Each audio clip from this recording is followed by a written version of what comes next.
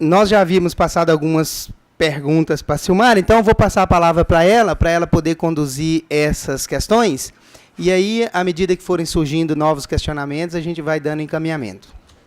Bom, então, aquela primeira apresentação era uma contextualização.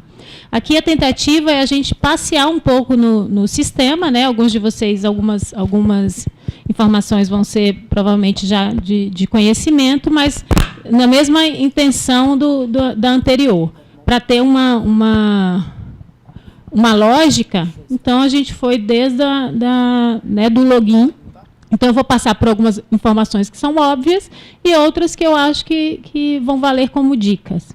Então, assim, como já foi abordado, né, na apresentação das meninas, das PIs, o sistema EMEC foi instituído pela Portaria 40, é o sistema eletrônico, né, de fluxo de trabalho e gerenciamento de informações relativas aos processos de regulação, avaliação e supervisão da educação superior, com aquela observação, né, de que muito da supervisão ela está fora, em termos de processo eletrônico, está fora do sistema ainda, e é o sistema responsável por manter as informações do cadastro de instituições e cursos da educação superior.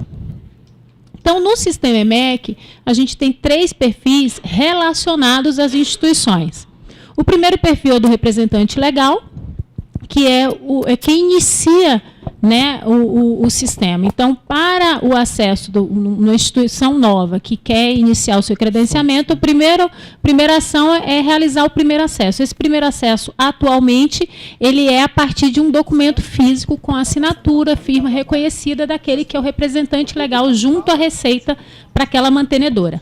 A partir daí, se tudo estiver ok, esse representante legal tem acesso e é ele quem informa o PI e se for um processo de credenciamento, aquela instituição que está pleiteando o credenciamento, ou em casos de instituições já credenciadas, é ele quem pode incluir o PI, trocar esse PI, né, habilitar ou desabilitá-lo. E essa ação, então, que foi falada, né, o RL, essa procuração que é passada do RL, é a ação dele indicando esse PI no sistema. Então, hoje não tem um documento físico que o representante legal encaminha indicando quem é o PI dele. Quando ele faz essa ação no sistema, ele está dizendo que está transmitindo para essa pessoa ser a porta-voz, né, da instituição junto ao MEC. E, além disso, os processos de transferência de mantença e unificação de mantida, que a gente entende estar acima, né, da própria instituição, são abertos por esse ator. O segundo perfil do procurador institucional. E aí, assim, eu não falei, mas o representante legal também tem, né, comunicados, tem a caixa de acesso aos comunicados, porque tem comunicados que são pertinentes aos representantes legais. O procurador institucional, né, começa ali com a questão dos comunicados. Como eu falei, é um canal importante, né, é a forma a forma mais rápida que as séries têm hoje de passar uma informação relevante ou responder a alguma demanda, né, alguma solicitação, no nosso caso lá do cadastro. Às vezes a gente recebe demandas em meio físico. A nossa resposta é por meio do comunicador do EMEC. Então, cada vez mais é um canal relevante. Esse perfil que realiza o protocolo e o acompanhamento dos processos. Que processos? Credenciamento, recredenciamento, autorização, reconhecimento, renovação de curso e os aditamentos. Nem todos os processos eles são eletrônicos, né? Então, eu tenho, por exemplo, o aditamento de vagas. Não existe fluxo eletrônico para o aditamento de vagas. Então, ele é um processo realizado em papel. Tá? Então, quando o fluxo existe eletronicamente, só é aceito por meio eletrônico. Aqueles que ainda não têm de forma eletrônica, o caminho é via protocolo físico.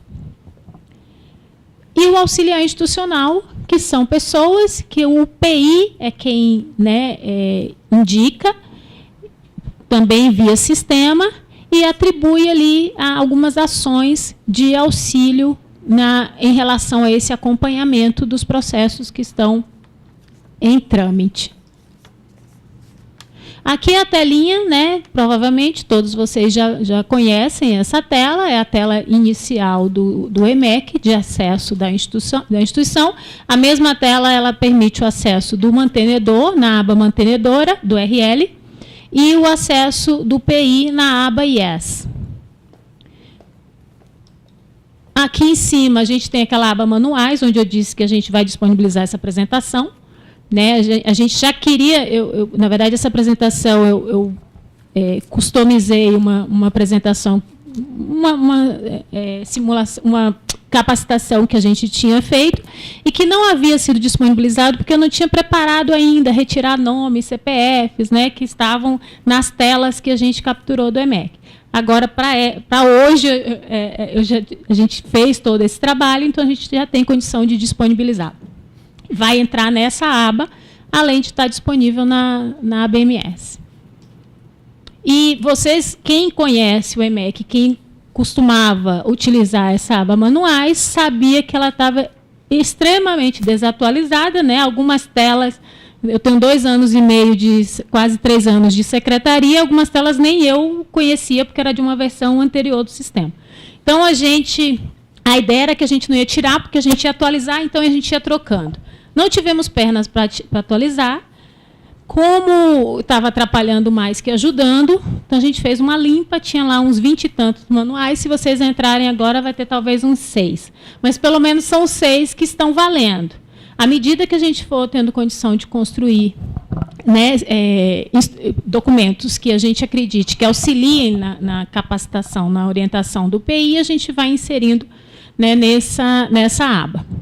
Eu vou só contextualizar aqui um pouquinho, né? As meninas falaram de um grupo, né, do grupo que existe, formado entre pessoas das séries e representantes do PI. Esse grupo é uma Câmara Consultiva Temática, né, que faz parte do CCPARES, que é um conselho consultivo, que foi uma ação do Ministério, né, das séries, para aproximar as séries dos diversos atores, né, com quem ela tem interlocução. Então, dentro desse conselho consultivo, existem câmaras temáticas, que são grupos que fazem discussões de trabalhos específicos, e tem uma dessas câmaras que é relativa ao aprimoramento do sistema EMEC. Então, e aí a gente fala abrangente. Ela nasceu mais voltada para o novo sistema, para que o novo sistema, né, fosse construído com a percepção, né, das instituições, e com isso a gente acertasse mais. Mas hoje ela é melhoria como um todo do que existe, né? Então a gente conversa sobre o novo e a gente conversa sobre o que a gente tem condição de melhorar no sistema de hoje. Então, assim, um item, né, de discussão desse grupo é uma forma de capacitação, né, de como a gente disponibilizar uma capacitação que fique, né, disponível a qualquer tempo para os PIs utilizarem. Com certeza, esse ano a gente avança um pouquinho mais, né? Vamos ter fé.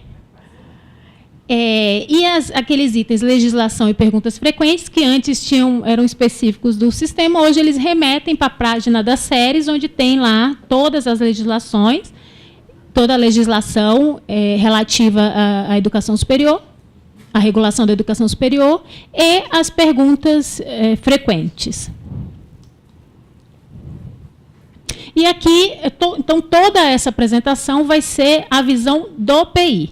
Tá? Então, a simulação aqui, né, se fosse a visão do representante legal, vocês vão ver que a carinha do sistema ela era diferente. É relevante a gente disponibilizar, né, esses acessos, mas a ação do representante legal no sistema ela é muito pequena. Né? O PI ele é o dia a dia, o sistema EMEC ele é o dia a dia do PI no que se trata dos cursos, né? da regulação da própria instituição e dos seus cursos.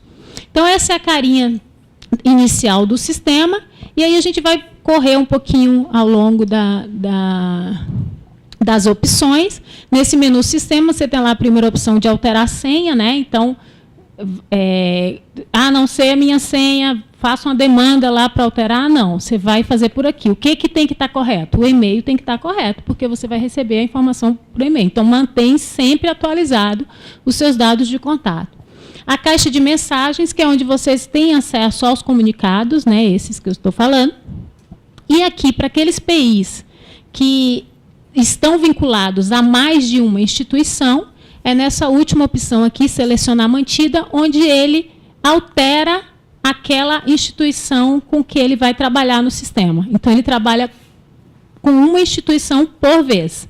No momento que ele modifica ali, todo o resto do sistema, né, os processos, os dados, ele vai estar referente àquela instituição e a instituição vai aparecer ali no cantinho para vocês direito, né, superior direito, onde está lá nome da instituição de educação superior, nome da mantenedora associada. Né, eu cobri aí o nome correto, mas apareceria o nome da instituição logada. E aí, só aproveitando esse gancho para responder a perguntinha de se o MEC pretende dizer qual a quantidade ideal de instituições e cursos, essa está na autonomia da instituição. Né? Então, isso aí faz parte da gestão que a instituição. Como o Solon bem colocou, o RL, quando dá essa procuração ao PI, ele está dizendo, olha, você cuida, você é quem está cuidando da minha instituição e dos meus cursos junto ao sistema, ao Ministério da Educação. Então, assim, e aí tem muitas variáveis, né? Porque depende do PI, é o que os meninos falaram. Tem PI que talvez dê conta de 2 IEs de um tamanho relativo. Tem PI que vai dar conta de 1 IEs com poucos cursos. Então, assim, tem PI que tem uma equipe de suporte que dá um auxílio que facilita com que ele trabalhe. Então, assim, isso é gestão, e aí a gestão vai ser da mantenedora, do corpo dirigente ali daquela instituição. Agora, é importante, é um papel muito importante. Você tem que ter um acompanhamento muito próximo para que as coisas andem bem. Então, né, tem que ter um bom senso, mas não existe um número mágico em relação a 1, 2, né, de instituições ou cursos. Ops. Nesse botão central, você tem acesso aos seus processos, né, os processos da sua instituição, tanto aqueles a protocolar, quanto os protocolados, cancelados em qualquer situação. E aqui embaixo você tem um acesso rápido a algumas ações em determinados processos que, em geral, incluem prazos. Né? Então, assim, eu tenho 2 diligências aqui. Diligência, você tem um prazo aí, que eu acho que de 10 dias para cumprir. Então, se eu tenho sinalizado ali que tem uma diligência, rapidamente eu tenho que, né, tentar verificar o que é aquilo e atender da melhor maneira. Então, é um instrumento, né, uma ferramenta de uso diário do PI, em especial aqueles que trabalham com uma quantidade de cursos, né, maior, porque eles podem ter processos, situações de processos em várias condições dessas. E aqui só um lembrete, né, da relevância dos comunicados. Então, os comunicados para várias situações de movimentação. Olha, abriu uma diligência, vai um comunicado dizendo. Abriu o formulário de avaliação, vai um comunicado dizendo. Então, tanto as informações automáticas do sistema, quanto aquelas informações que a SERES entende ser relevante. Então, acho que foi a Norma, né, que falou que hoje a gente encaminhou um comunicado, né, sobre, a gente vai falar aí mais na frente, essa nova funcionalidade de relatórios. Então, qual é o melhor canal para eu dizer para todo mundo, olha, gente, a gente botou uma coisinha nova aqui no EMEC para vocês.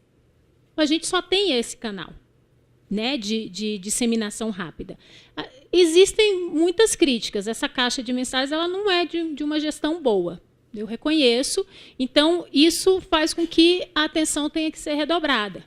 Então, né, o PI tem que ver uma forma de gerir esses comunicados para separar. Tem alguns comunicados que são corriqueiros ali, que são informativos, mas que eles não têm tanto peso. Aqueles que têm peso, eu tenho que ter uma gestão em relação àquilo, nem que seja, vou imprimir, vou montar uma pasta, né, mas a nossa ideia para o novo sistema é algo bem diferente, que seja realmente muito mais fácil, mas hoje é a nossa ferramenta de comunicação com as instituições.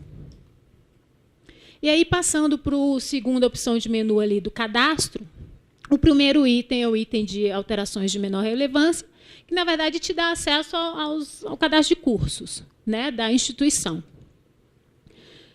Então, a partir dessa tela, você tem a relação de cursos, você consegue alterar os dados do coordenador, visualizar o local de oferta dos cursos, alterar dados de carga horária, periodicidade e distribuição de vagas nos turnos, visualizar os polos de curso EAD e distribuir vagas. E aí algumas instituições vão falar assim, mas a portaria 40 diz que é menor relevância para a minha instituição, que tem autonomia, alterar o endereço. Mas aqui não me deixa alterar endereço, né? Então, tem algumas situações que são menor relevância, mas que, para que altere, vocês têm que pedir a gente. Né? Então, endereço é um desses casos.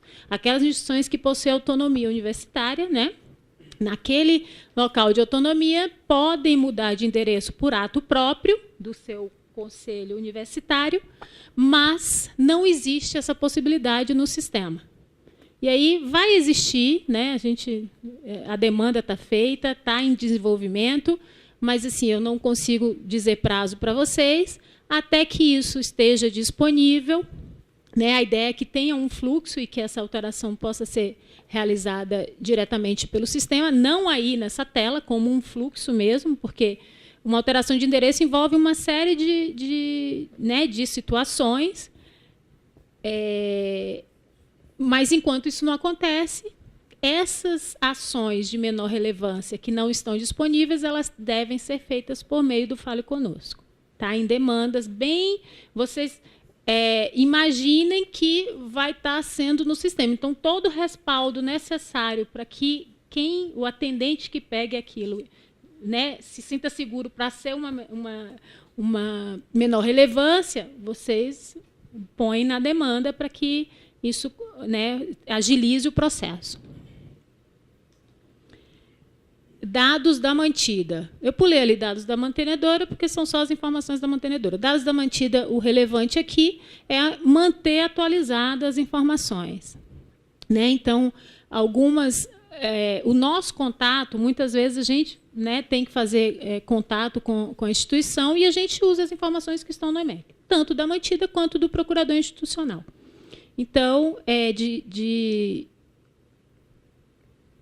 são campos de atualização, né, livre, então faz parte das atribuições aí do PI manter isso atualizado. E aí tem uma observação aqui em relação à categoria administrativa das instituições privadas sem fins lucrativos. Então, primeiro, a categoria administrativa ela é uma decorrência da natureza jurídica da mantenedora. Então, se a minha mantenedora é uma instituição privada, sem fins lucrativos, associação, tal, né, uma coisa mais longa, porque vem a informação da Receita, aqui ela vai ser privada, sem fins lucrativos. É uma privada com fins lucrativos, tal, eu não sei direito como é que está lá da Receita, mas aqui vai virar privada com fins lucrativos. Ou ela é uma instituição pública, então pública federal, pública estadual. Ela não é um campo de livre atualização. Ela é uma decorrência da natureza jurídica. Mas a minha mantenedora mudou a natureza jurídica. Então, a minha IES tem que mudar aqui. A natureza jurídica tem que ser mudada primeiro na Receita. Se essa atualização não foi feita, uma demanda para que a gente atualize, e aí a atualização, né, deve acontecer em cascata. E aí a segunda observação é o seguinte: naquelas que são sem fins lucrativos, existe a informação de filantrópica, comunitária e confessional. Esses campos eram declaratórios. A instituição mandava para a gente e a gente alterava.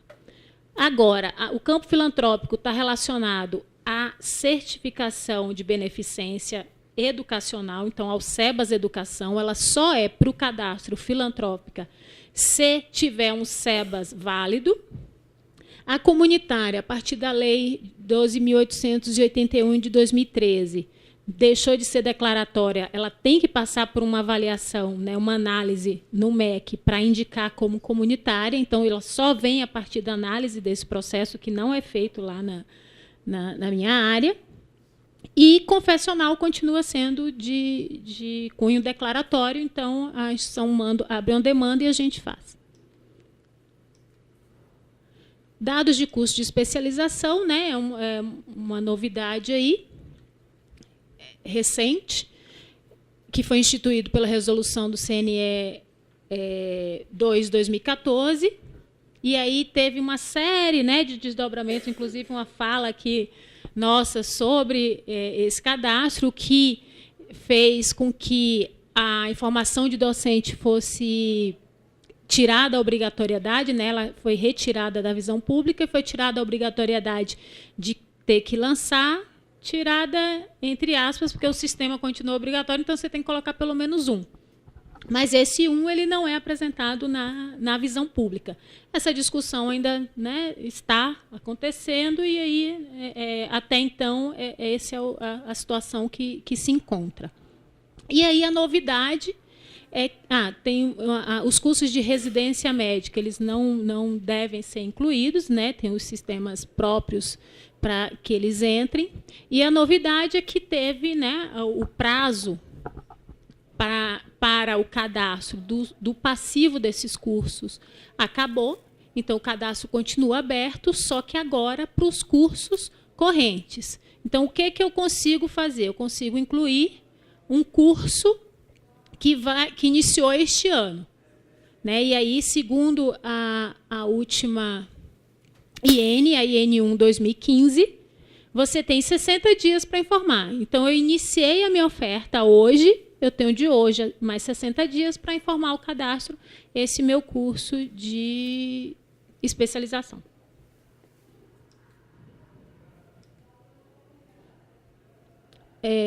Aqui, aí a gente já mudou aqui a opção, né? Eu estou na opção de menu instituição, eu tenho o auxiliar institucional, que permite que eu inclua, né, os auxiliares e indique as ações que esse auxiliar institucional deve fazer no sistema. E aí isso, né, a gente tem críticas que não é assim uma Brastemp de funcionamento, né? Não temos uma previsão de correção disso. Então, assim, ele funciona para muitas atividades, ter atenção para entender o que não funciona. O que não funcionar, abre demanda lá para a gente. Essa não é uma correção simples, mas a gente, né, indica bem, indica com tela a situação, pormenoriza o problema, para que a gente consiga fazer com que a equipe de TI entenda e corrija. Inclusive, tem uma questão aqui, tentando entrar já nas sugestões aqui que foram encaminhadas previamente ao evento, do AI poder fazer o cadastro de especialização, que hoje está disponível só para o PI. Tá? Eu indiquei aqui como uma demanda, né, uma solicitação que eu vou fazer. Eu acredito que assim, o grosso já foi, né, porque o trabalhoso foi o passivo, porque agora, como vocês vão, né, o trabalho reduziu, mas, de qualquer forma, a gente vai incluir isso como uma demanda para essa versão ainda do EMEC. Dados do PI, aqui, de forma, né, igualmente aos dados da IES, aliás, mais, né, com uma relevância maior, manter atualizados os dados do PI. Muitas vezes eu mesma preciso, por alguma situação ali, contactar, eu entro, né, aí às vezes eu não consigo. Eu não consigo encontrar o PI em nenhum desses números, nem nos números que estão indicados aí como instituição. Então, assim, e às vezes é uma situação que envolve prazo, né? Então, é bem importante manter atualizados os dados de contato. E aí tem uma outra observação ali, em caso de férias do PI, o ideal é que o substituto seja cadastrado para acessar o sistema durante a ausência do PI. A gente recebeu uma solicitação também nesse grupo, né, nessa Câmara temática, de que a gente possibilitasse a inclusão de um PI substituto. Só que, assim, a gente acatou a sugestão. Só que hoje o sistema permite um PI. Então, assim, eu tenho que fazer muitas mudanças. Né? Eu tenho que mudar aquela telinha lá do URL, porque hoje... Então, assim, a gente tem algumas outras construções do sistema que vão dar um efeito muito maior para a instituição. Né? Assim, melhorias que vão causar um efeito muito melhor do que, nesse caso, que eu tenho uma alternativa, que é eu substituo. Né? Cadastro uma outra pessoa. Quando o PI voltar, eu volto, eu retorno, né? Faço a substituição novamente. Seria mais fácil já ter a pessoa substituta, mas, em termos de sistema, isso envolve, por conta da lógica de que é um para um, isso envolve uma alteração. E aí, endereços da IES. E aqui tem uma novidade também, né, que alguns já devem ter notado. Primeiro, é possível consultar os endereços vinculados a partir de filtros. Antes, você tinha só você não conseguia separar cadastro e regulação. E aí eu vou fazer aqui vou tentar explicar, né, esse negócio de cadastro e regulação. Vamos lá. Vocês devem ter percebido que alguns endereços da instituição de vocês aparecem do ladinho um R, na legenda ali vocês vão ver um Rzinho azul, né? Regulação, e às vezes aparece um Czinho, um cadastro. E às vezes vocês ligam lá, olha, eu tenho meu endereço, está aqui, eu estou vendo. Está aqui no cadastro e não está aparecendo aqui para, sei lá, um reconhecimento, ou para fazer, né? Não está indo lá para um programa que integra com o EMEC. E aí, quando a gente vai ver, só tem um R, não tem o C. O que é isso?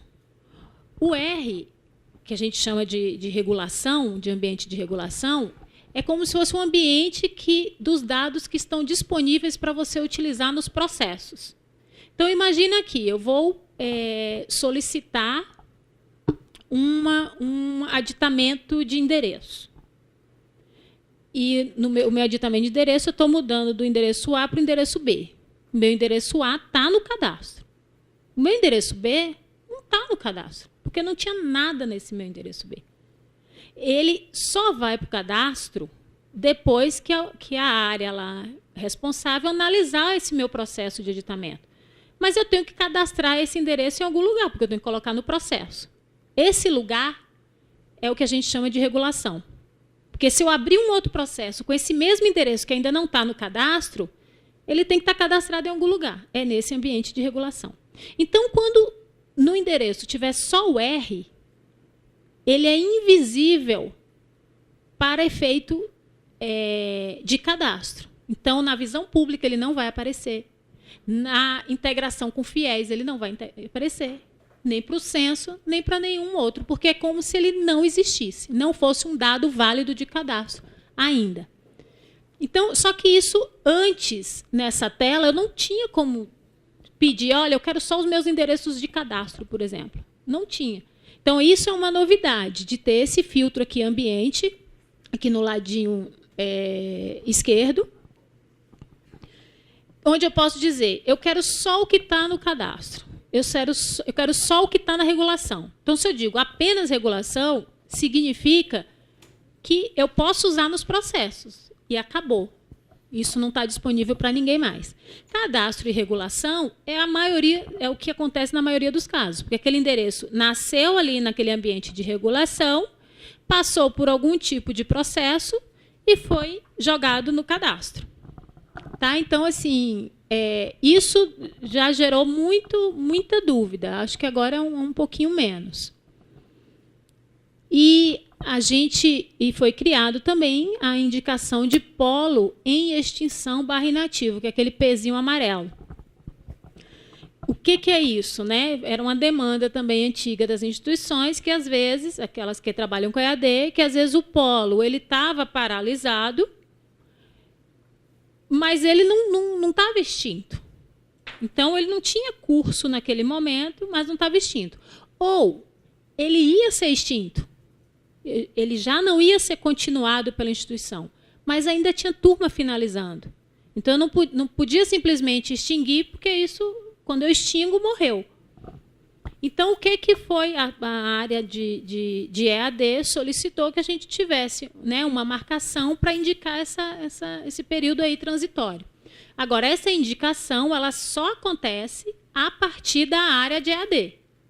Então, não é uma demanda para o cadastro. Olha, bota meu polo aí como inativo. Não. Essa demanda vai para a área de EAD, porque isso envolve questão de visita, envolve uma questão regulatória. Então, não é uma simples adequação cadastral. E aí, aqui, quando eu faço... Deixa eu só ver aqui. Aqui é explicando, né, a questão do C, do R. Então, vocês vão ver ali, todos esses endereços dessa instituição tem o R e o Czinho.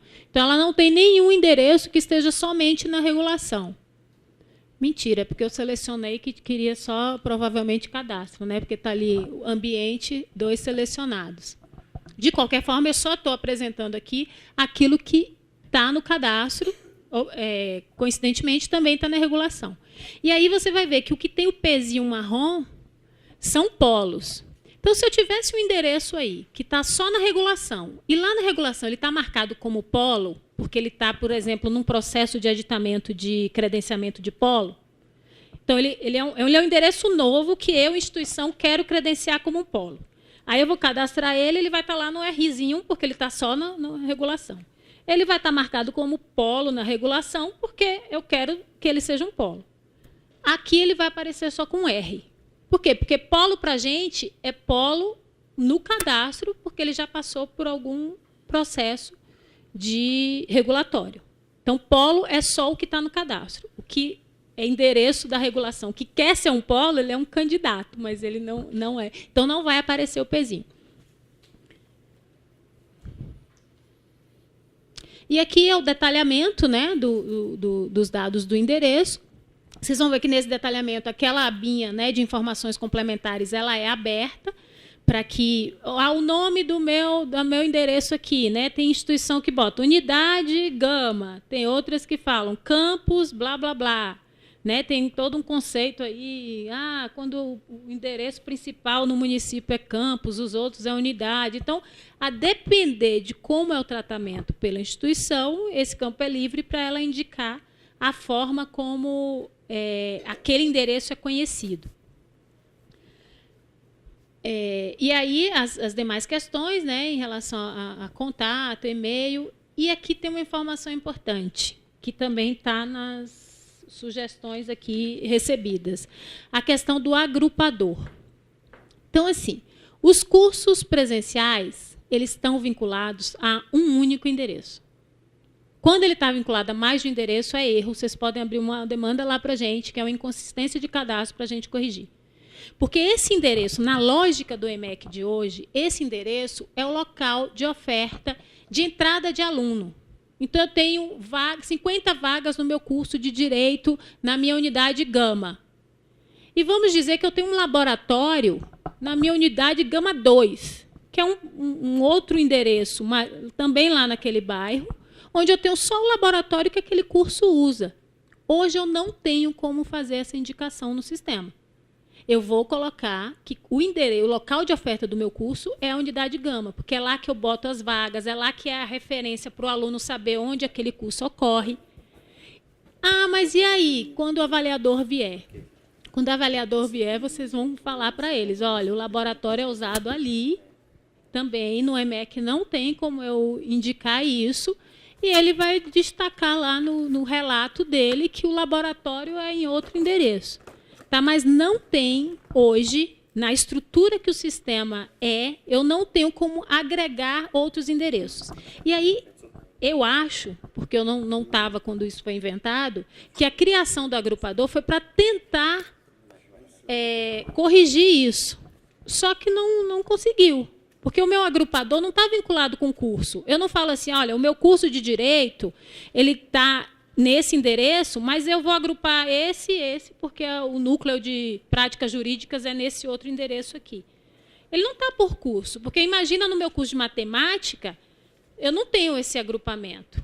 Ou eu tenho um agrupamento com outro endereço, eu já não consigo, porque o agrupador, cada endereço só pode estar com um agrupador. Então, assim, eu acho que a ideia do agrupador foi para isso, mas ele não serve para isso. Então, hoje, ele é um campo que não serve para nada. Só que ele é um campo obrigatório. E eu não posso simplesmente tirar a obrigatoriedade, porque o sistema, em vários pontos, ele busca isso como obrigatório. Eu ia ter que vasculhar o sistema em vários pontos para poder tratar esse campo como não obrigatório. Então, ele é obrigatório, vocês vão ter que preencher. Agora, vocês não podem imaginar que ele serve para dizer ao avaliador que aquele meu outro endereço B também é utilizado para esse meu curso. Então, é um pouquinho isso que a gente falou aí. Campo obrigatório, entretanto, sem efeito prático, uma vez que o agrupamento não possui relação com cada curso. E aí, aqui no endereço, importantíssimo, sempre manter os comprovantes atualizados. Né? Então, a terceira abinha ali de protocolos, ele apresenta os processos em que aquele endereço está vinculado, e instalações seriam as instalações daquele endereço. É obrigatório pelo menos um, porque tem processo que pede isso como obrigatório, e ele não diz que ele está pedindo isso como obrigatório. Então, tem algumas situações em que você não consegue protocolar um processo, porque no endereço você não colocou uma instalação. E ele só diz que ocorreu um erro e não né, isso a gente descobriu recentemente também. Né? Assim, tinha erro e a gente não sabia, né, a instituição falava, a gente tentava simular e viu que tem alguns processos que, obrigatoriamente, ele busca uma instalação. Então, já deixa lá, prepara seu endereço, deixa sempre o comprovante do imóvel, esse campo é aberto, então você já deixa sempre o comprovante de imóvel atualizado quando tem algum tipo de mudança, e deixa uma instalação, pelo menos, lá indicada. Porque a gente, né, eu acredito que... acho que a ideia era usar isso na avaliação, mas na avaliação vocês têm que informar novamente. Então, assim, pelo menos uma vai ser obrigatório aí. Outra coisa que, já aproveitando, a gente tem algumas instituições, em especial as mais antigas e as maiores, têm duplicidades de endereço no cadastro. Então, à medida que vocês forem verificando essa duplicidade, olha, eu tenho vários. Se for uma duplicidade com C e um que está só no R, esquece esse R, esse que só tem o Rzinho de regulação, e usa o que tem o Czinho, porque você vai estar usando do cadastro. Agora, se eu tenho dois endereços iguais e os dois têm o Czinho, isso é uma duplicidade que pode dar um problema na frente para vocês mesmos nessas integrações com os outros sistemas. Então, vocês identificam, geram uma demanda, no final a gente vai falar sobre esse formato da demanda para que a gente já corrija. A gente vai extinguir o endereço, vai pegar tudo que está vinculado àquele endereço, jogar nesse outro e manter só um. E aqui a novidade do comunicado de hoje, que é o item de relatórios de IES. Então, nesse grupo, né, uma solicitação dessa Câmara temática é que, olha, a gente não tem um relatóriozinho disponível para a gente tem que, às vezes, sair catando um dado daqui, com um dado dali, né? Então, assim, a gente acatou essa demanda, a gente não conseguiu a celeridade que a gente... Se bem que a demanda em si, né, para disponibilizar, porque aí é uma funcionalidadezinha que não existia, né? Olha, eu preciso ter uma forma de disponibilizar relatórios para a instituição que veja só os dados, né, dela própria.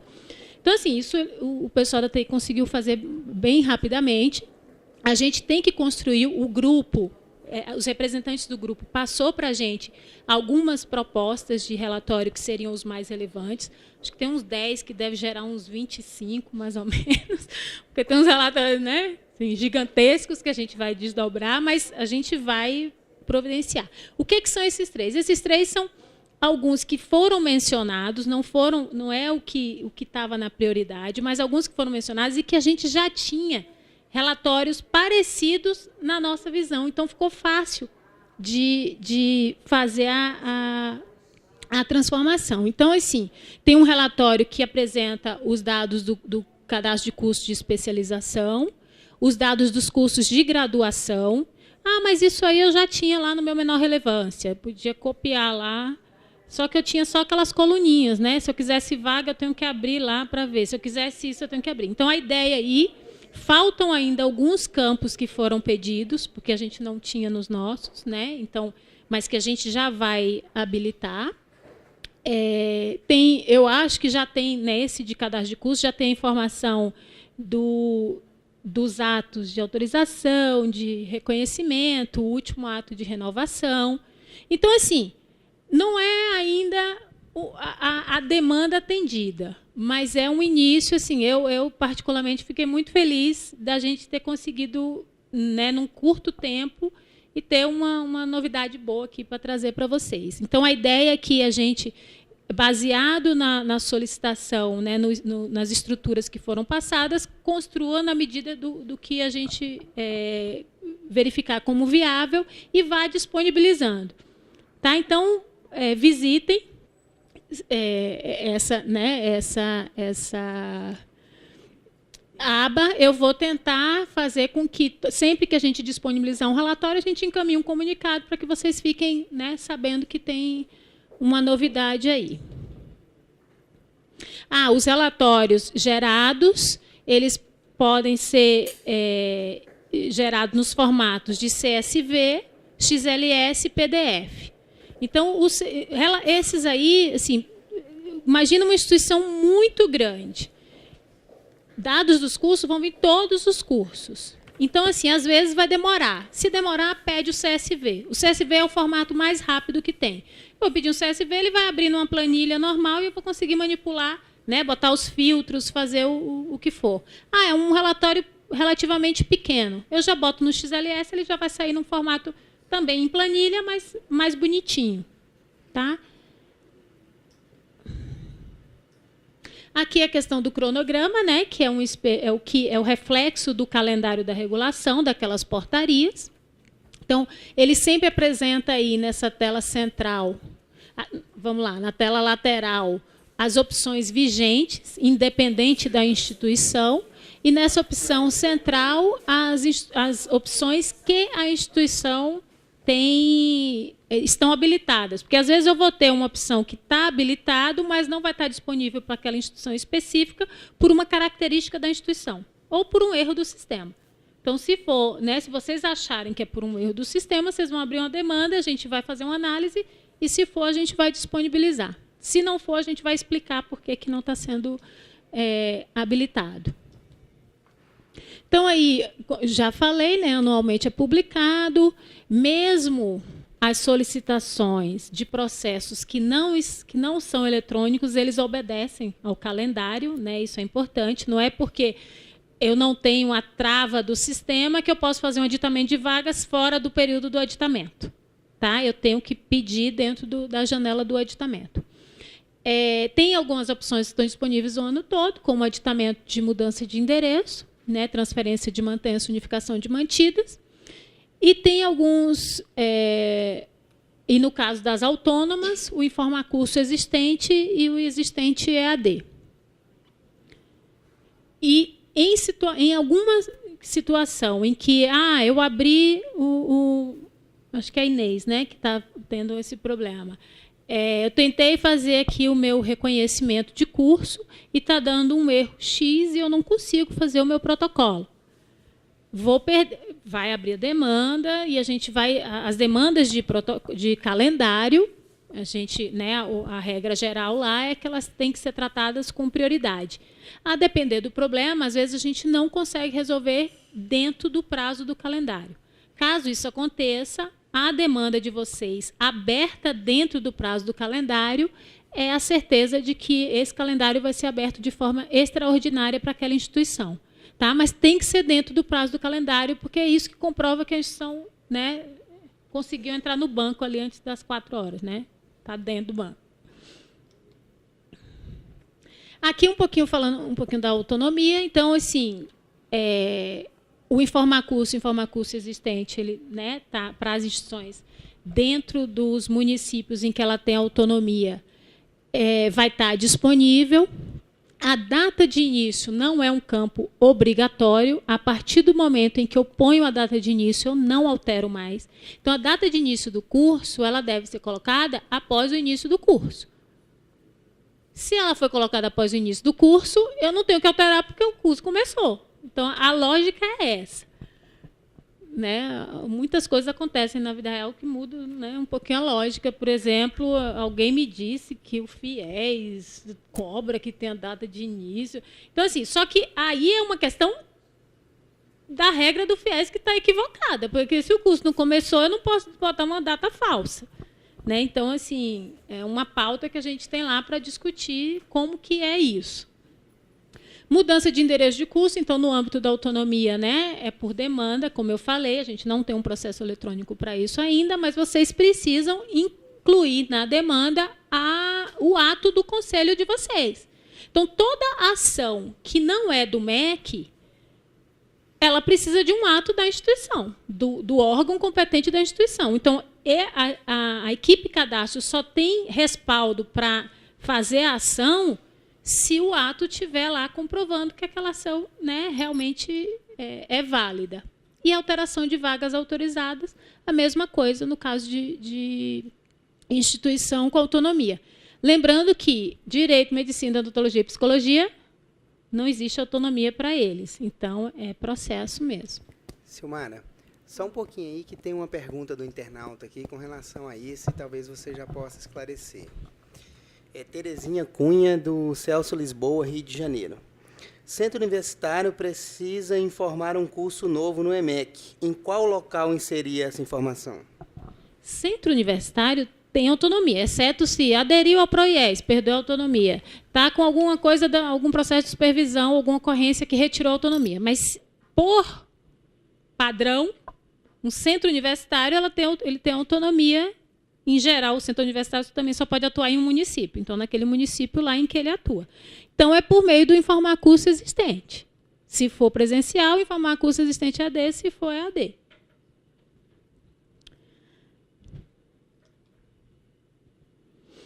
Se não estiver aparecendo e não for nenhuma questão dessa, né, a instituição aderiu ao PROIES, automaticamente ela perde autonomia. Significa que ela vai ter que pedir autorização. A instituição está com um processo de supervisão e uma medida cautelar é a suspensão de autonomia. Ela vai perder a autonomia e ela vai ter que entrar com um processo de autorização. Se ela sabe que ela não está em nenhuma dessas situações, pode ser um erro do sistema que, por alguma razão, não está identificando essa autonomia dela, porque tem uma marquinha no sistema. Ela abre demanda, a gente vai fazer essa análise. Se a gente verificar que não tem nada impedindo, vai ser corrigido e ela vai ter a opção lá presente. O campo fora de sede, né, que possuía autonomia antes, ele permanece com autonomia, porque a autonomia, como regra geral, é apenas no município sede. E, como eu falei, os cursos de medicina, direito, psicologia e odontologia, independente de onde estejam localizados, eles não entram na questão da autonomia. E aqui algumas dicas.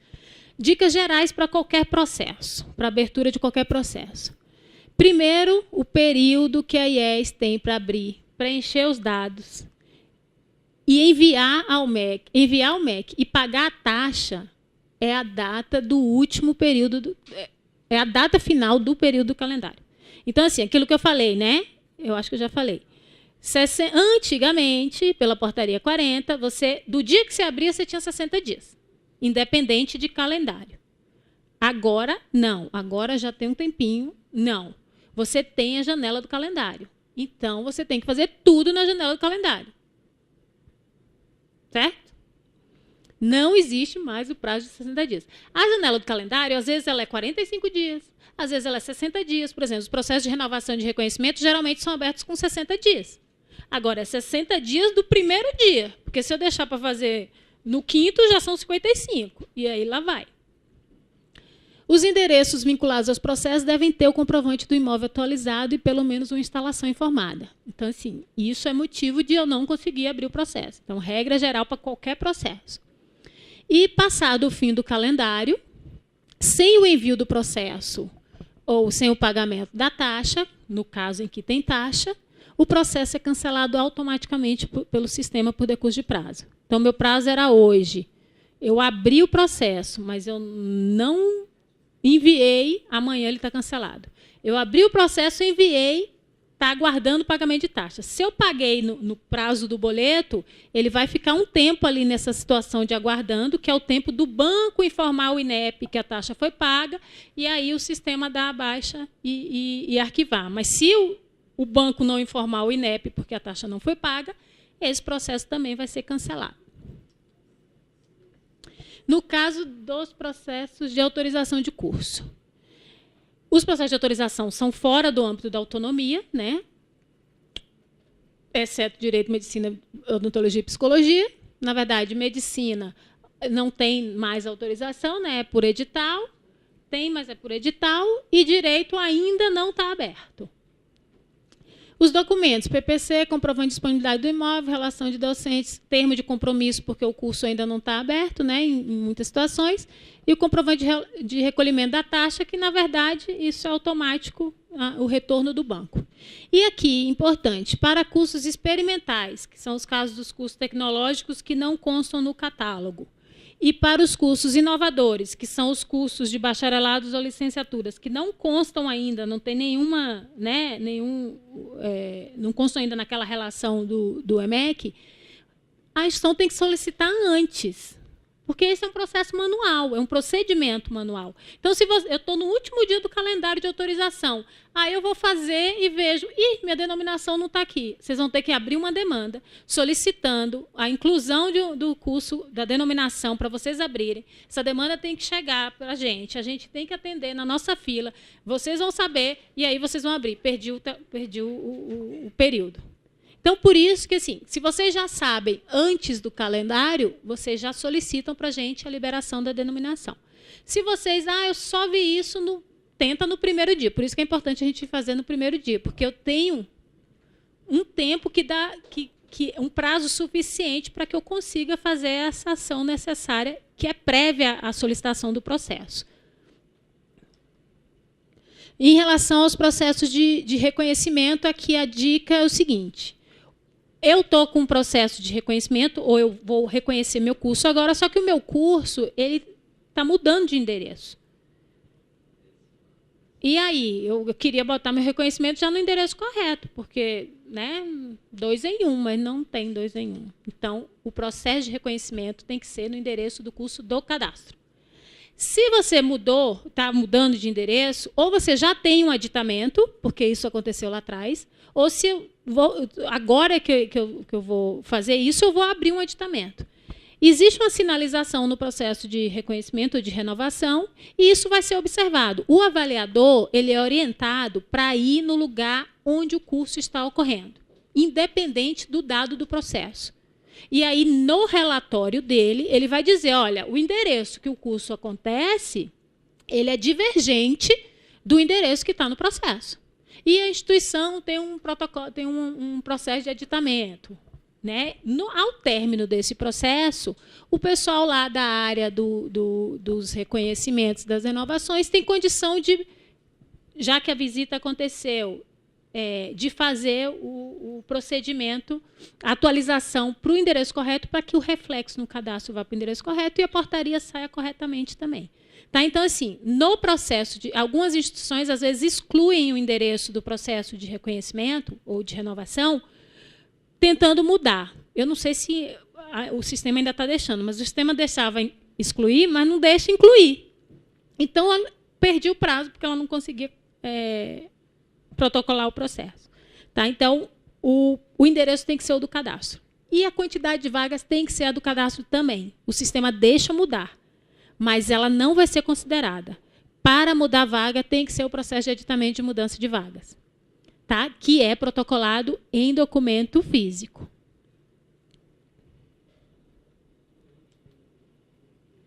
Processos de renovação de reconhecimento. Então, já falei, né, que agora são de ofícios, e aí tem 3 situações. Ou ele abre protocolado e já com a portaria publicada, porque a regra geral é um CPC maior ou igual a 3. Às vezes tem exceções, né? Teve, acho que o ano passado, o direito não era só isso. Então, vai depender daquele padrão, daquela nota técnica que a SERES emite, indicando como é que vai ser. Em geral, como regra geral, é isso, né? Maior ou igual a 3 vai ter a renovação automática. O processo já nasce protocolado, na fase portaria, portaria publicada, insere e conclui sem nenhuma ação da IES. Tem processos que eles vão abrir em protocolo de compromisso. CPC é menor que 3. E aí tem todo aquele negócio ascendente, descendente, mas abre em protocolo de compromisso, que é aquele ciclozinho que a gente viu lá atrás. E tem processos que abrem, que são abertos em preenchimento, ou seja, ele precisa de toda a ação da IES como se a própria IES estivesse aberta. Só que o processo já está aberto e, no momento que ele está aberto, ele já está contando o prazo. Em geral, os prazos dos RS são 60 dias. Quando isso acontece, é enviado um comunicado. Previamente é enviado um comunicado dizendo, olha, a gente vai abrir e vai ser assim. E quando abre, envia um comunicado dizendo, abriu, você tem X tempo para protocolar. A gente está no ciclo verde e nem todos os processos, todas essas situações de processo do ciclo verde foram abertos. Provavelmente, ainda este mês, vai abrir uma leva de processos que são aqueles sem conceito, que vai abrir exatamente nessa última opção 3 aí. Abrir em preenchimento. E aí, o que acontece com essa abertura de ofício? Porque antes a instituição abria. Então, imagina que eu tenho um curso em duplicidade, né? Eu tenho 2 administrações lá. É o mesmo curso, mas está em... Eu não vou abrir 2 processos, né? Eu, instituição, que sei que é duplicidade. Quando ela mesma abria, ela ia lá, elegia um código e ela abria para um só. Agora o sistema abre. Então, o sistema abre para todo mundo. A instituição tem condição de saber que aquela abertura foi indevida para não ter, nem ser penalizada, porque ela não... Porque é obrigatório você renovar, né? A cada ciclo. Para ela não ser penalizada, mas também não abrir processo que não precisa. Então, foi indicada a possibilidade de cancelamento justificado. Então, você cancela um RR de ofício quando? Olha, esse meu curso já está extinto. Na verdade, eu estou com um processo lá na área da regulação que ainda não foi analisado, mas ele não existe mais. Vai colocar lá a opção e esse processo vai ser cancelado, mas a área técnica lá vai receber a razão. E pode demorar, mas isso vai ser feito uma ação, uma análise, e vem para a gente extinguir. Ah, o curso está em extinção. Dependendo do momento ali do em extinção, não tem sentido abrir. Porque eu estou em extinção porque tem 5 alunos aqui que ainda estão fazendo. Então, tem um procedimento também. O código curso está em duplicidade, que é esse exemplo que eu dei da administração. Então, vocês vão dizer que está em duplicidade e, na justificativa, vocês já botam um código. Porque, quando isso for analisado, a gente já vai extinguir, já vai fazer um depara, já vai falar, se tiver fiéis, já vai falar para o fiéis, olha, esse curso foi extinto, mas é por duplicidade, o código que vale é esse outro, tipo o que acontece no censo. E agora a gente já está, inclusive, mandando para o censo esses que a gente fez. E a outra ação é o curso não pertence ao ciclo, que é o menos comum, mas às vezes acontece. Às vezes a denominação ali não diz, parece que pertence a um e não pertence, pertence a um outro. Ou é uma situação outra qualquer. Vocês botam isso e botam na justificativa qual é essa outra situação que vai ser analisada. E são publicadas notas técnicas, né, sempre com a indicação de que isso de como é o procedimento. Nos processos de editamento de mudança de endereço, disponível no inteiro, só tem processo eletrônico para o fora do âmbito da autonomia, né, que eu já disse, e nesse caso aqui, os editamentos de mudança de endereço, medicina, odontologia, psicologia e direito, tem que ser em papel. Tá? Então, eles são fora da autonomia, só que o sistema não pega isso. Na verdade, eles pegam quando o curso está fora da autonomia. Então, se eu tenho um curso de direito num campus fora de sede, eu vou conseguir fazer pelo sistema. Mas se o meu curso de direito é na minha sede e eu tenho autonomia, o sistema não vai apresentar isso para ele, porque ele começa do endereço.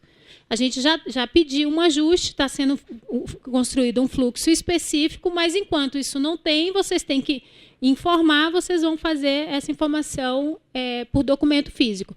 Agora, é importante que, mesmo que vocês estão fazendo com documento físico, vocês deixem o endereço lá para onde esse curso vai, no sistema, já com comprovante do imóvel, já com naquela situação de irregularidade que a gente falou. Por quê? Porque isso facilita quando a gente for fazer o reflexo da decisão da área da regulação. Está acabando. Só um pouquinho, Silmara. Tem uma outra pergunta aqui que você já responde. Daniele, da PUC do Paraná. Atualmente, o aumento de vagas para o curso de Direito não está disponível. Nem para aditamento. Diante desse fato, pergunta-se: há prazo, expectativa temporal para a abertura das vagas? Enquanto não liberado o aumento de vagas, o que ou para quem se pode solicitar a oferta? Fizemos um pedido em 2012 de aumento de vagas para o curso de Direito e até o momento não temos retorno. O que fazer? Eu passo essa pergunta lá para o pessoal, para os universitários de lá. Porque, assim, está tendo uma discussão, né, em relação ao curso de Direito. Então, eu acredito que a abertura de novas ofertas, né, e de novas vagas se dê após esse trabalho ser concluído. Como isso não passa lá, né, pela minha coordenação, eu não tenho ideia de em que ponto isso se encontra. Se está já para sair, se não está. Então, eu não tenho essa previsão. Não tenho uma previsão, nem se eu chutar aqui, eu tenho chance de acertar. Mas eu levo, assim, ela pode, inclusive, assim, se quiser formalmente, faz o questionamento, né, por meio do Fale Conosco, que vai ter a resposta formalizada de como é. Mas eu vou passar para a área lá competente. Então, aqui é aquela mesma lista de processos que lá no início a gente mostrou na tela inicial, né, que tinha um botãozinho de acesso. Vocês veem todos os processos de vocês. E quando você faz, eu fiz um processo de reconhecimento de curso, é a partir dessa tela que você encaminha para o MEC. Porque você preencheu tudo, quando você fechou, ele vai aparecer aí com esse quadradinho. Deixa eu ver, acho que tem uma... Deixa eu seguir aqui a apresentação, né? Quando eu falei do cancelamento justificado com aquelas ações, o ícone é esse círculozinho cortadinho aí. Então, aí, quando você clicar, ele vai ter uma telinha que vai ter aquelas opções com campo de justificativa para você, se for o caso, cancelar o RR com justificativa. O Azinho, cor-de-rosa, né, é quando você precisa arquivar um processo. Olha, eu estava com esse pedido de autorização, só que eu desisti desse curso, não vou fazer mais, então eu vou arquivar. Ele vai te pedir uma justificativa, você vai dar. Quando o processo já está no INEP com a avaliação aberta, aí não é simples assim. Você pede lá, né, porque você tem que pedir o cancelamento da avaliação, aí é possível também, mas não é simples assim, porque aí tem a questão da taxa, tem um monte de situações. Da visita, o avaliador já designado e tal. Aqui, que é o que eu falei, né? Então, preste atenção ali no quadradinho que vai ser marcado ali em cima, né, com X. Viram?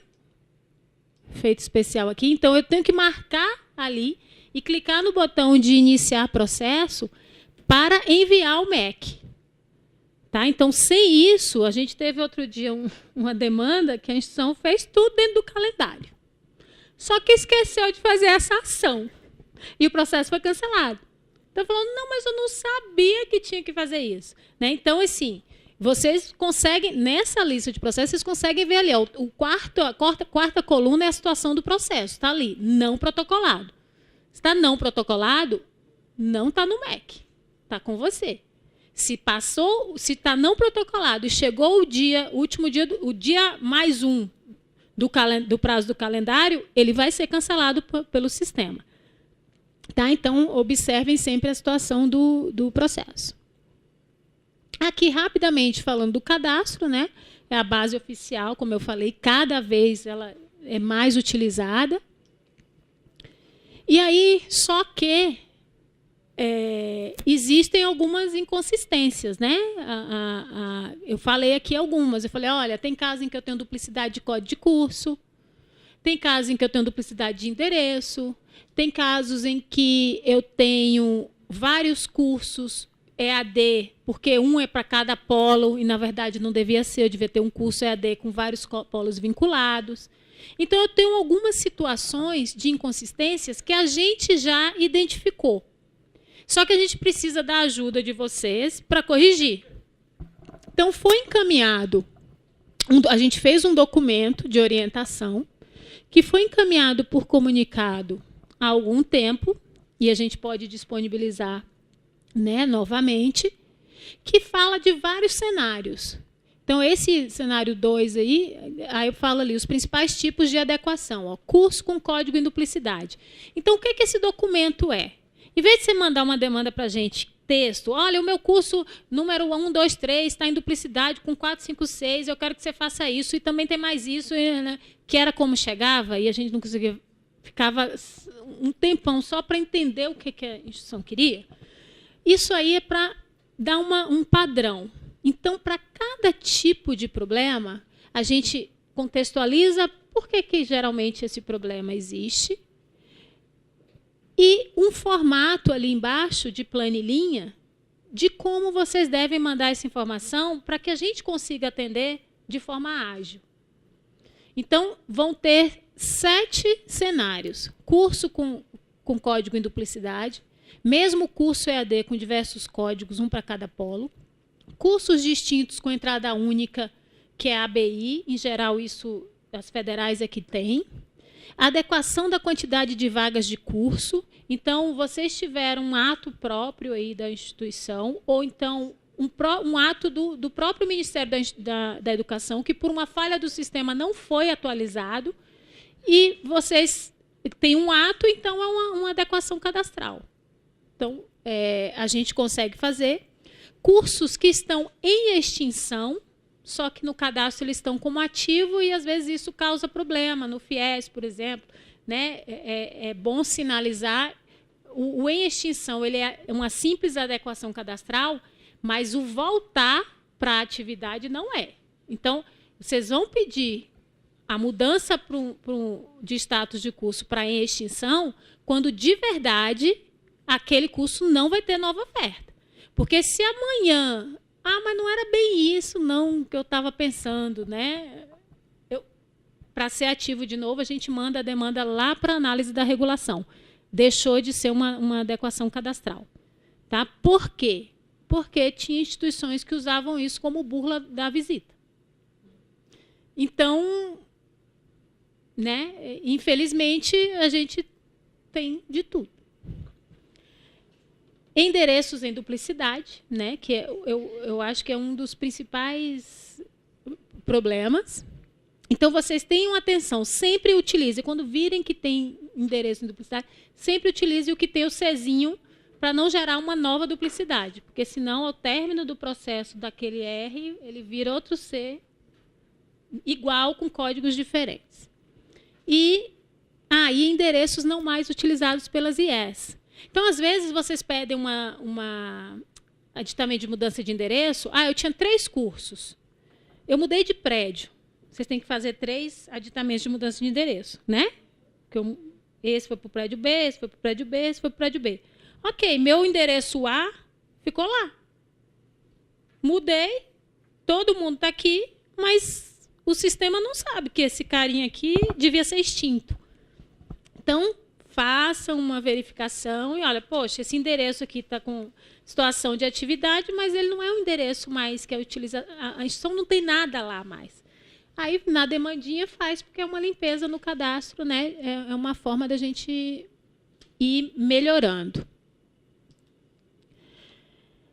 Nos finalmente aqui, demandas devem ser encaminhadas pelos PIs por meio do Fale Conosco no site do MEC. Em caso de erro, anexar print das telas em que o problema é apresentado para facilitar a correção. Porque, às vezes, para vocês, o erro está claro e a gente não consegue simular. Quando chega um erro, a gente faz uma simulação no ambiente interno para entender, para ver se é erro mesmo. Às vezes, a gente não pensa que erro não é um erro. Às vezes, é uma necessidade de ajuste no cadastro. Às vezes, é uma orientação para a instituição. Às vezes, é um erro de verdade que a gente tem que passar para a correção da TI. Só que, às vezes, se eu não tenho dicas, eu não consigo simular, né? Porque não é o meu dia a dia. Então, toda a informação que vocês vejam pertinente para o entendimento do problema, vocês incluem na demanda. E o print da tela é essencial para o caso de problema. Deixa eu só falar um pouquinho, rapidamente, porque esse é o último slide, das contribuições aqui. Algumas coisas eu fui falando aqui ao longo da apresentação. Então, a ABMS nos passou uma relação com 20 contribuições, sugestões, né, para serem tratadas aqui nesse evento. Então, das contribuições, muitas a gente identificou que são melhorias, algumas pequenas, algumas, né, maiores no sistema. E essas melhorias eu indiquei aqui como uma demanda que eu vou gerar lá para o pessoal de atendimento. Então, o que seriam exemplos dessas melhorias? Unificação dos campos inventário e bibliografia básica e complementar.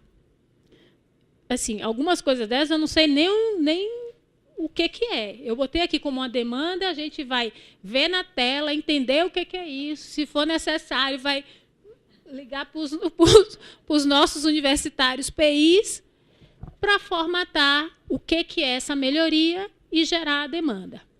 Tem umas questões aqui que são relatórios relativos a dados dos processos de reconhecimento e renovação e dessa parte de bibliografia. Um deles já está, essa questão do relatório daquela parte de componentes curriculares, já foi, é uma das solicitações que já foi feita nesse grupo. Então, já é uma demanda que a gente já tem, né? A gente vai gerar e vai fazer. Então, assim, das demandas que seriam mais complexas aqui, são a questão do editamento de PDI e de regimento. Hoje tem aquela questão, eu só mexo no PDI depois do processo, né, depois de um ano de protocolo, e não tem outra forma da instituição atualizar isso. Então, é uma discussão mais ou menos antiga, né, que o PDI, em vez de ser um dado do processo, deve ser um dado do cadastro. Porque hoje, mesmo que você diga, eu vou atualizar meu PDI aqui, num processo, hoje é um dado de processo. Então, se você for atualizar em algum lugar, você vai atualizar num processo concluído, por exemplo. Então, assim, não tem um efeito prático. Mas o ideal é que fosse um dado de cadastro. Mas aí não é uma demanda tão simples de ser feita. Mas isso está no radar. A mesma coisa em questão do regimento. Tem uma demanda aqui que é em relação ao atendimento, que é a separação no sistema lá do atendimento, do Fale Conosco, em duas abas, das demandas finalizadas e nas demandas em aberto. Parece que hoje é tudo misturado.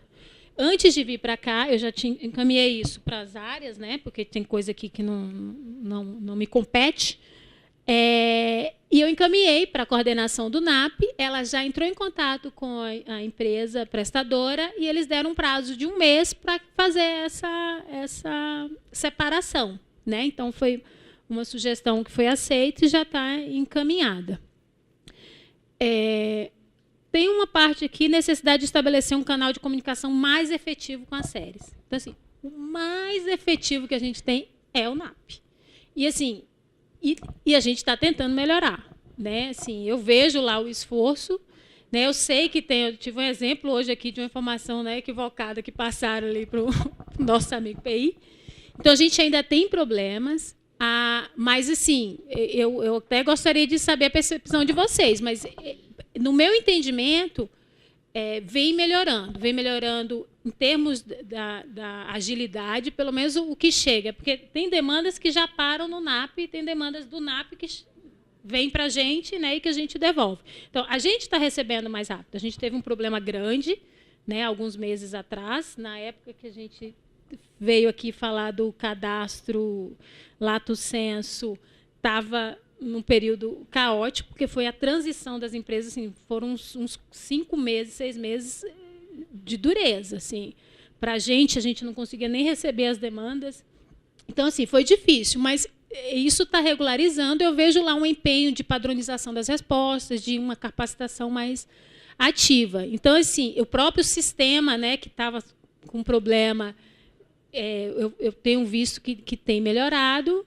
Então, o nosso canal é esse. A gente conta com o feedback de vocês para ir melhorando. Mas é o NAP. E, deixa eu ver, tem só 2 explicações aqui. Uma eu já dei. É aquela questão, eu não posso botar o endereço aqui onde eu tenho o meu laboratório, porque o sistema só deixa um. O sistema só vai deixar um. Porque hoje, não adianta eu deixar 2, porque ele não vai entender que é o laboratório que está lá.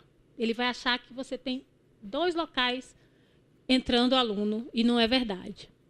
Então, essa mudança ela é estruturante, dificilmente a gente consegue fazer nessa versão do sistema. A outra explicação, tem aqui que é inconsistência com desaparecimento, alterações de informações postadas, necessidade de print de telas diariamente e abertura de demandas comprovando as mudanças. Então, é verdade, tem que ser assim. E aí a gente tenta encontrar o erro. Essa é a sua demanda? Essa é a minha. Então, tendo a demanda, a gente tenta corrigir o problema. Né? Então, assim, os problemas que chegam, a gente tenta resolver aquela questão pontual de um processo ali que deu e tentar verificar o que é a causa e resolver a causa. Mas a gente precisa do print, precisa de tudo isso aqui que foi dito para a gente conseguir fazer. E a impossibilidade de avaliação de curso, mesmo projeto didático, mesmos docentes, em endereços diferentes na mesma sede. Eu estou entendendo que a pessoa queria que fosse, por exemplo, eu tenho 3 cursos no mesmo município, eu queria uma avaliação só, uma comissão só para já fazer os 3 de uma vez só. Estou entendendo que é isso aqui. Também é uma mudança de conceito muito grande, porque a avaliação ela é presa a uma infraestrutura, né, a um endereço. Então, assim, cada código de curso tem um endereço vinculado. E a minha dimensão infraestrutura é para uma infraestrutura de um curso. Então, assim, a minha lógica, isso está sendo pensado. Nas discussões do novo sistema, esse é um assunto de como isso deve ser feito. Agora, isso a gente não consegue fazer, assim, fazer no nosso contexto atual, na lógica que hoje funciona. É muita mudança em termos de conceito mesmo. Como é que eu boto esse indicador? A gente entende, nas discussões que eu já acompanhei, dos problemas que, às vezes, isso causa, né? Porque são comissões distintas, por mais objetivo que tente ser um instrumento, é lógico que existe um quezinho ali de subjetividade. Se são pessoas distintas, às vezes, coisas parecidas ou coisas iguais vão ser avaliadas um pouco diferente. Mas não é algo que tem uma mudança rápida. Então, a gente tem que esperar um pouquinho. E aí tem umas questões outras de carga horária, que a gente, conversando ali com a Inês, parece ser um erro mesmo. Eu já peguei um número de demanda para tentar entender o que é o problema e corrigir. E o outro, que é referente especificamente à carga horária de um mínima, de um curso que, pela alegação aqui, não deveria ser, o mínimo está errado, eu já conversei lá com a área regulatória para entender. Se realmente for dito que está equivocado, a gente muda esse mínimo no sistema para não acontecer de novo. E a questão aqui de mudança de nomenclatura de cursos, a pessoa reclama que dá impossibilidade de alterar a denominação do curso. Então, a gente tem duas situações. Eu tenho uma alteração de denominação de curso, que é uma adequação cadastral, pura e simples, porque eu tenho um curso de comunicação social, que, na verdade, deveria ser comunicação social lá, relações públicas, eu não sei qual foi aquela última decênio que mudou. Jornalismo agora é só jornalismo. Nós vamos botar relações públicas, que é tracinho relações públicas. Só que lá no sistema está só comunicação social. Por conta daquela questão que era habilitação, o CED Super é de um jeito, o EMEC é de outro. Mas aí eu consigo rastrear pelo processo, pelo ato, que aquele curso, na verdade, não é comunicação social. É comunicação social, tracinho, relações públicas. Agora, como exemplo aqui, visagismo para estética e cosmética, que eu acho que já foi assim no passado, e agora é estética e cosmética. Aí já não é uma questão de cadastro. Isso o melhor é que vá como aditamento de mudança de denominação de curso. Então, tem casos que tem que ser aditamento de mudança de denominação de curso. A gente do cadastro só tem condição de fazer aquilo que é um equívoco em relação a um ato que a instituição tem. Seja porque habilitação, por conta da história aí que aconteceu, mas a gente consegue respaldar. Não dá para a gente fazer nenhum juízo de valor. A gente não faz análise de mérito no cadastro. Então, tem situações que até são muito complexas, mas a gente tenta tirar o mérito. Quando tem mérito, a gente tem que submeter para a regulação. Tá? Então, esse caso, às vezes, chega para a gente situações assim, como se fosse adequação cadastral, e a gente ou encaminha diretamente para a área, para a área responsável, por exemplo, se isso chega num documento físico, a gente encaminha como aditamento para a área responsável. Se isso chega como demanda, a gente devolve ao NAP, dizendo, olha, isso não é uma adequação, é um aditamento, e aí o NAP tem que ver com a área se vale a demanda já como abertura do processo, ou não, se tem que ser um documento físico específico, porque aí tem os padrões de cada área. Eu aqui estou achando... eu não li todas as demandas novas, mas eu considerei tudo que foi sugestão aqui de melhoria como demanda nova e, de algum jeito, isso vai ser demandado. Tá? Assim, não consigo dar nenhuma previsão absolutamente, mas a gente vai analisar aqui em termos do quão simples, quão complexo, em termos das prioridades, e a gente vai botar na fila para atendimento. Eu acho que eu acabei de falar tudo que eu pretendia. Agradeço muito a paciência de vocês.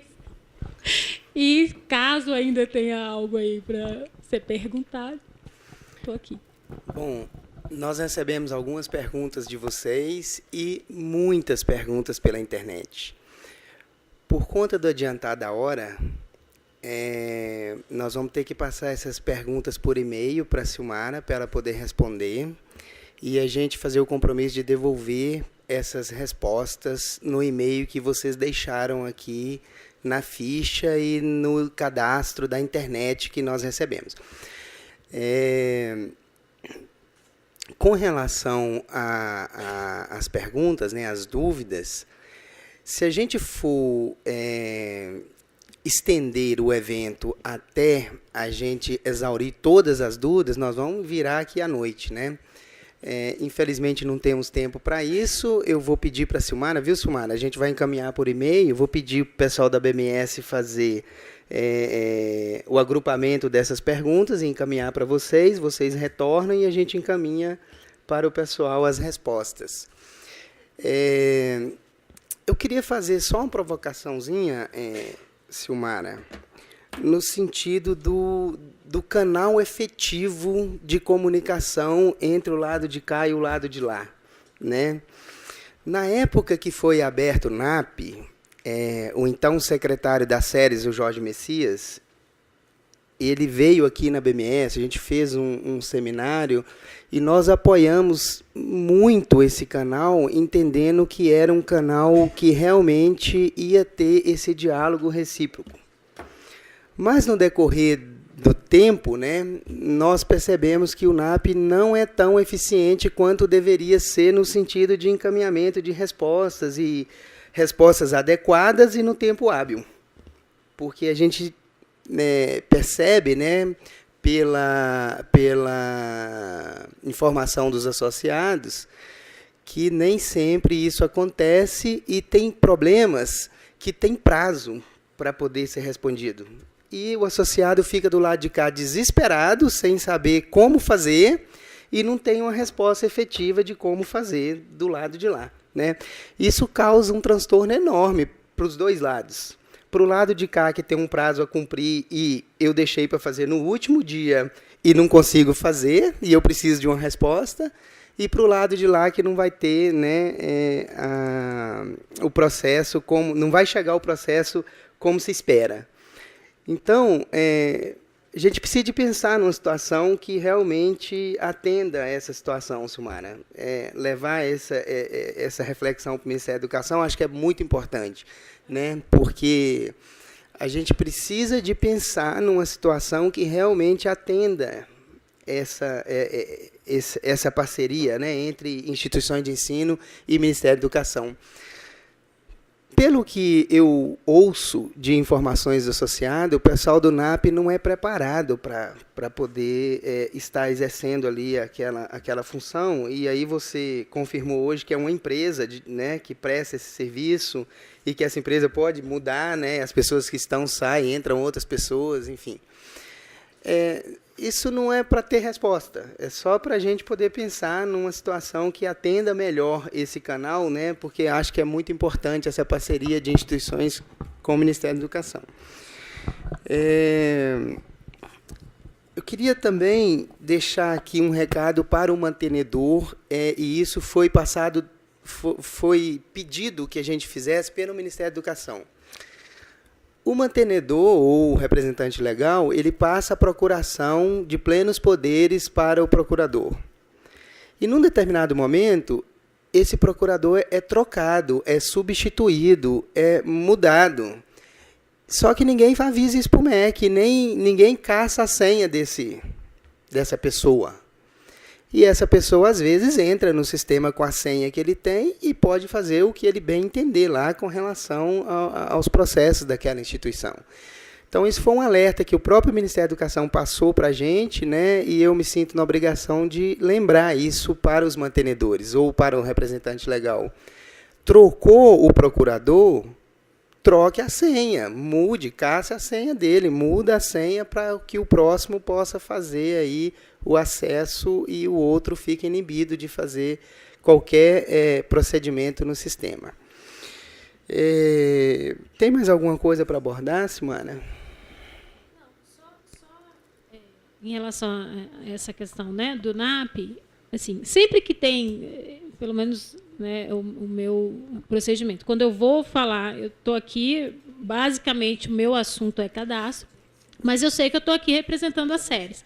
Né? Então, antes de vir, eu tentei, né, contactar as áreas, eu mostrei a apresentação, caso alguém tivesse alguma, né, eu tivesse ali botando alguma coisa que eu estou inventando, eu estou mentindo.